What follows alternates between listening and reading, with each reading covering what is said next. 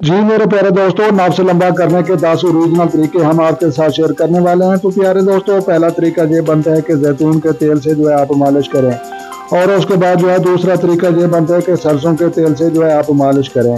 और उसके बाद जो है तीसरा तरीका ये बनता है कि तिलों के तेल से जो है आप मालिश करें। और उसके बाद जो है चौथा तरीका ये बनता है कि नारियल के तेल से जो है आप मालिश करें। और उसके बाद जो है पांचवा तरीका ये बनता है कि बादाम रोगन के तेल से जो है आप मालिश करें। और उसके बाद जो है छठा तरीका अंडे की जर्दी से जो है आप मालिश करें। और उसके बाद जो है सातवां तरीका ये बनता है केले से जो है आप मालिश करें। और उसके बाद जो है आठवां तरीका हम देखते हैं साने के तेल से जो है आप मालिश करें। और उसके बाद जो है नौवां तरीका ये जो है लौंग के तेल से जो है आप मालिश करें।